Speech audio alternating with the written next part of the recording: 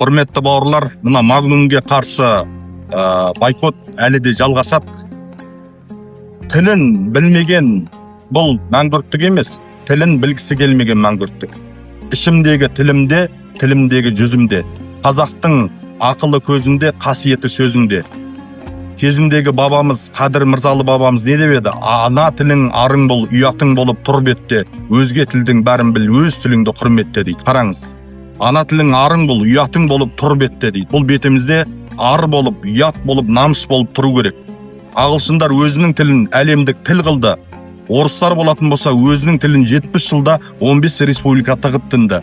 Ал енді біздің қазақ тәуелсіз ел бола тұра, өзіміздің Қазақстанда өзіміздің етегімізде тұрған бір ғана Магнумге қазақша сөйлей алмаймыз. Не деген? Сорақылық.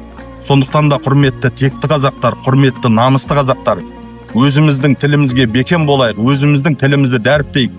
Қазақ текке келген кезде жеті ата деген, тілге келген кезде ана тілі деп атаған. Сондықтан да құрметті аналар, тілдің дамуы үшін аналардың үлесі зор. Өзіміздің отбасымызда, өзіміздің қазақ тілін дәріптеп, бала шағамызға қазақ тілінде сөйлетіп, намысты қылып тәрбиелейтін болатын болсақ, бұндай сорақылыққа бармас едік. Магнумге бойкот әлі де жалғасады. Намысты қазақтар, текті қазақтар оған бармаңыздар. Кеше ана бір қызық таймысты көріп жатырмын. Сонда бір жігіт 5-6 тіл біледі екен. Бірақ жаңа жігіт орыс тілін білмеймін деп қалып еді, сол жердегі барлығы гу етіп күліп жіберді. Сонда қызық таймысты жүргізетін жігіт дұрыс айтады. Неге күлесіңдер дейді. Сонда бұл айып емес қой дейді.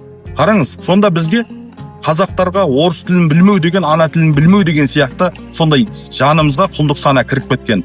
Сондықтан да құрметті бауырлар, өз тілімізді құрметтейік, өз тілімізді дәріптейік, бала шағамызға ана тілін үйретейік, мақал мәттел жататайық, ертегін үйретейік.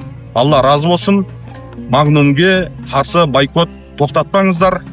Өзге супермаркеттерге де бұл сабақ болсын.